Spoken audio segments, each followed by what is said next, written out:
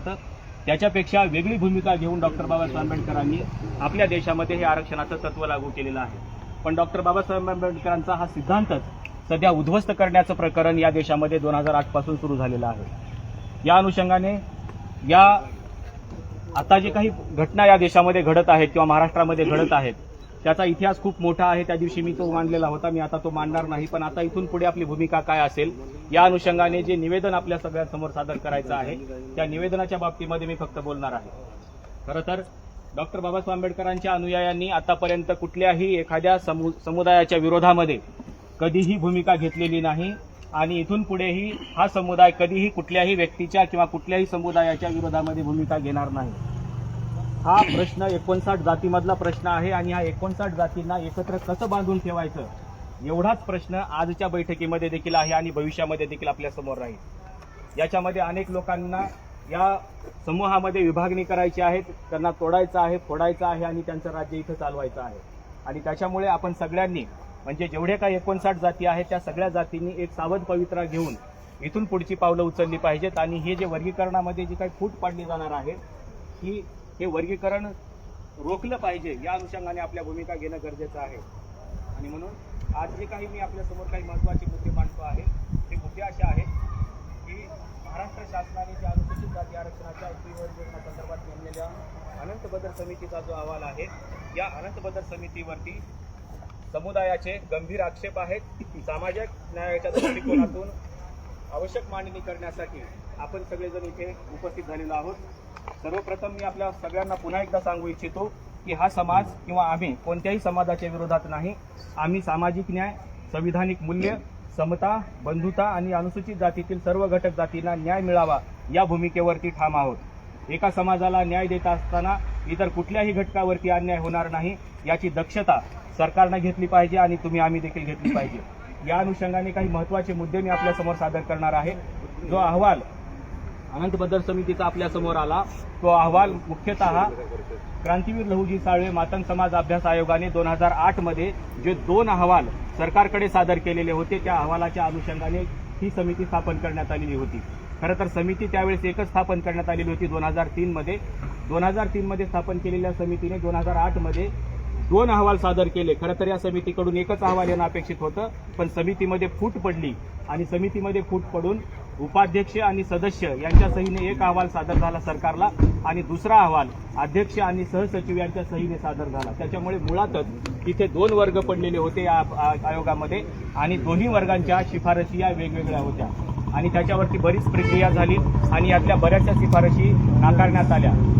त्याच्यामध्ये प्रामुख्याने महत्त्वाचं म्हणजे ज्या शिफारशी आलेल्या होत्या त्या शिफारशी शासनाने एकत्र केल्या होत्या आणि त्या शिफारशीमध्ये फरक असल्यामुळे या शिफारशी अनुसूचित जाती जमाती आयोगाकडे पाठवण्यात आलेल्या होत्या आणि त्या शिफारशी ज्या खात्याच्या अंतर्गत आहेत त्या खात्याला देखील या शिफारशी सगळ्या सादर करण्यात आलेल्या होत्या। त्या खात्याकडून त्यांचे अभिप्राय मागवले गेले, अनुसूचित जाती जमाती आयोगाकडूनही अभिप्राय मागवले गेले आणि शेवटी असं सांगितलं गेलं की यातल्या 25 शिफारशीवरती शासनाने ऑलरेडी काम करायला सुरुवात केलेली आहे। 29 शिफारशी या विचाराधीन आहेत, 14 शिफारशी या अधिक आर्थिक भाराच्या आहेत आणि 14 शिफारशी सरकारने स्पष्टपणाने नाकारलेल्या होत्या आणि त्याच्या संदर्भातला GR सरकारने 31 डिसेंबर 2011 मध्ये काढलेला होता। त्यावेळेसच हे सगळं मॅटर क्लोज झालेलं होतं। पण त्यानंतर अनेक मोर्चे झाले, आंदोलनं झाली आणि सरकारने 1 ऑगस्ट 2024ला सुप्रीम कोर्टाचा निकाल आल्यानंतर अनंत बदर समिती स्थापन केली। त्या अनंत बदर समितीचा जो अहवाल आहे हा अहवाल देखील कालबाह्य आहे। याचं कारण असं आहे की जर 16 वर्षापूर्वीचा डेटा इथं वापरला गेला असेल तर 16 वर्षामध्ये बरेचसे चेंजेस इथे झालेले आहेत आणि हे चेंजेस मात्र आता ते लक्षात घेतले गेलेले नाही। त्याच्यामुळे न्यायाधीश अनंत बदर समितीवरती आमचे आक्षेप आहेत आणि जो अहवाल 2008 मध्ये सादर केलेला होता हा अहवाल कालबाह्य आहे। त्याच्यावरती सरकारने तेव्हाच निर्णय घेतलेले होते आणि तो अहवाल देखील क्लोज केलेला होता। त्यातल्या 14 मागण्या स्पष्टपणाने सरकारने नाकारलेल्या होत्या। त्याच्यामुळे तो अहवाल आता ग्राह्य धरू नये अशी आमची ठाम भूमिका आहे। दुसरी महत्त्वाची गोष्ट म्हणजे बार्टीचा जो अहवाल आला या बार्टीच्या अहवालामधला जर तुम्ही अहवाल काढून बघितला तर एखादा MA चा पोरगा किंवा MPhilचा पोरगा देखील एक चांगला अहवाल लिहू शकतो। इतका बेकार अहवाल या रिपोर्ट या बार्टीने सादर केलेला आहे। याच्यामध्ये कुठल्याही प्रकारची स्पष्टता नाही। 1961 आणि 2011 या 2 वेळेसचा डेटा त्यांनी वापरलेला आहे. पण 2011 नंतर आता जवळपास 15 वर्ष होऊन गेले. खरं तर जर बार्टीला याच्यावरती काम करायचं असतं तर 2021 ची जनगणना होणं अपेक्षित होतं आणि ती जातनिहाय जनगणना अपेक्षित होतं. तेव्हाच कुठे बार्टीने याच्यावरती काम करणं अपेक्षित होतं. त्याच्यामुळे बार्टीने जो काही रेफरन्स वापरलेले आहेत, जे स्त्रोत वापरलेले आहेत, त्या स्त्रोतावरती आम्हाला संभ्रम आहे. त्याच्यामुळे बार्टीच्या अहवालावर देखील आमचे आक्षेप आहेत असं आम्ही जाहीर करतो. दुसरी महत्त्वाची गोष्ट म्हणजे न्यायाधीश अनंत बदर समितीने जो अहवाल सादर केलेला आहे, हा अहवाल 59 जातींचा होऊ शकत नाही. कारण 59 जातींचा अभ्यास करण्यासाठी प्रचंड मोठी यंत्रणा लागते. एक व्यक्ती कुठलीही यंत्रणा सोबत न घेता अहवाल कसा काय तयार करू शकतो अशी आमची शंका आहे. त्याच्यामुळे न्यायाधीश अनंत बदर समितीचा अहवाल सरकारने सामाजिक न्यायाच्या विभागाच्या वेबसाईटवरती उपलब्ध करून दिला पाहिजे आणि प्रत्येक कार्यकर्त्याला ज्यांनी मागितलेला आहे त्यांना देखील त्या जिल्हाधिकाऱ्याकडून तो उपलब्ध करून दिला गेला पाहिजे. या न्यायाधीश अनंत बदर समितीने जो डेटा वापरला तो डेटा कुठला वापरलेला आहे, सर्वेक्षणासाठी कुठली मेथड वापरलेली आहे, कुठलं रिसर्च मेथॉडॉलॉजी वापरलेली आहे, कोणत्या जिल्ह्यात भेटी दिलेल्या आहेत आणि कोणत्या तज्ज्ञांचा सल्ला घेतलेला आहे, हे जनतेसमोर स्पष्टपणानं आलं पाहिजे अशी आमची भूमिका आहे. अहवाल सार्वजनिक का केला जात नाही असा देखील आमचा आक्षेप आहे. कारण हा जर अहवाल आपल्या समोर आला तर याच्यामधल्या चुका हे अनुयायी दाखवून देऊ शकतात. कारण डॉक्टर बाबासाहेब आंबेडकरांचे अनुयायीच याचं काटेकोरपणे विश्लेषण करू शकतात याची भीती देखील कदाचित या सगळ्यांना असावी म्हणून त्यांनी हा अहवाल जाहीर केलेला नाही.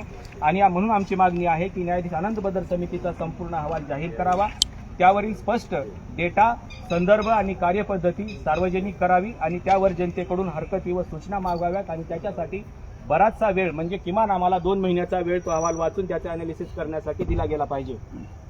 दुसरी महत्त्वाची गोष्ट म्हणजे हे सगळं करत असताना अनुसूचित जातीतील विविध समाज घटकामध्ये संघर्ष निर्माण होणार नाही, अविश्वास निर्माण होणार नाही आणि वैमनस्य निर्माण होणार नाही अशा प्रकारचा कोणताही निर्णय सरकारने घेऊ नये.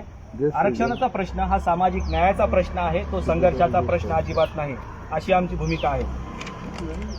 या अनुषंगाने महाराष्ट्रातील जेवढे काही अनुसूचित जातीमधल्या 59 जाती आहेत, या 59 जातीपैकी फक्त एकाच जातीचा अभ्यास या सगळ्या अहवालामध्ये केला गेलेला आहे. इतर कुठल्याही जातींचा अभ्यास या अहवालामध्ये केला गेलेला नाही. म्हणून आमची अशी मागणी आहे की अनुसूचित जातीतील सर्व 59 जातींचे स्वतंत्र सामाजिक सर्वेक्षण झालं पाहिजे. त्याच्यामध्ये सामाजिक त्यांची जी काही स्थिती आहे, शैक्षणिक स्थिती आहे, आर्थिक स्थिती आहे, प्रतिनिधित्वाची स्थिती आहे आणि भौगोलिक स्थिती आहे, या सगळ्यांचा अभ्यास या 59 जातींचा झाला पाहिजे अशी आमची भूमिका आहे. दुसरी महत्त्वाची गोष्ट म्हणजे मी ज्या सुरुवातीला तुम्हाला सांगितलं की मातंग समाजामध्ये जो काही 2 अहवाल 2008 मध्ये सादर झाले त्याच्यामध्ये फूट पडली होती आणि त्या दोघांनी वेगवेगळ्या शिफारशी केलेल्या होत्या. त्याच्यामुळे तिथे देखील असा एक वर्ग आहे जो आरक्षणाच्या उपवर्गीकरणाच्या विरोधामध्ये आहे. म्हणजे मातंग समाजामध्ये देखील काही लोक असे आहेत जे सध्या फेसबुकला देखील उघडपणे लिहित आहेत की आमचा या उपवर्गीकरणाला पाठिंबा नाही आणि त्याच्यामुळे या लोकांचं मत देखील सरकारने जाणून घेतलं पाहिजे आणि त्यांच्यापर्यंत सरकारची टीम पोहोचली पाहिजे आणि त्यांचे देखील मतं या सर्वेक्षणाच्या अहवालामध्ये आली पाहिजेत. त्यांची नेमकी भूमिका काय आहे, त्यांच्या बाबतीमधलं त्यांचं उपवर्गीकरणाच्या बाजूने आहे का उपवर्गीकरणाच्या विरोधात आहेत हे देखील त्यांनी कार्यालयात सांगितलं पाहिजे की किती लोक त्या मातंग समाजामधले त्या उपवर्गीकरणाच्या बाजूने आहेत, किती लोक त्याच्या विरोधामध्ये आहेत याचं सर्वेक्षण झालं पाहिजे. दुसरी महत्त्वाची गोष्ट म्हणजे हे सर्वेक्षण पूर्ण राज्य पातळीवरती झालं पाहिजे. सॅम्पल सर्वे घेऊन हे चालणार नाही. सॅम्पल सर्वे घेतल्यानंतर त्यांना जे पाहिजे ते फक्त प्रॉबेबली जी मेथड आहे ते घेतली जाईल. त्याच्यामुळं प्रॉबेबली मेथड न वापरता किंवा सहेतुक मेथड न वापरता हे पूर्ण राज्याच्या पातळीवरती जी काही गोष्टी आहेत त्या सगळ्या त्यांनी स्वीकारल्या पाहिजेत आणि राज्य पातळीवरती हे सर्वेक्षण झालं पाहिजे. इथे प्रत्येकाच्या मताला किंमत आहे, त्याच्यामुळे प्रत्येकाचं मत जाणून घेणं हे लोकशाहीमध्ये महत्वाचं आहे. समावेशक ही त्यांची मतं घेऊन त्याच्यावरती चर्चा झाली पाहिजे.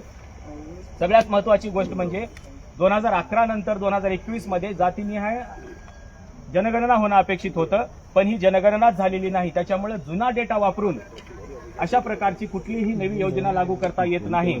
आणि आपल्याला कदाचित माहिती असेल की काल देखील हे संसदेनं नाकारलेलं आहे की जुन्या डेटावरती आपल्याला कुठलीही इथून पुढची भूमिका घेता येणार नाही. त्याच्यामुळे नवी जातीने जनगणना झाली पाहिजे आणि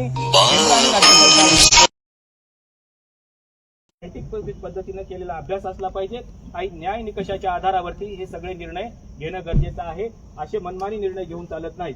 सगळ्यात महत्त्वाची गोष्ट म्हणजे अनुसूचित चॅनलला सबस्क्राईब करा, बेल आयकॉन बटन दाबा, लाईक करा, शेअर करा. धन्यवाद.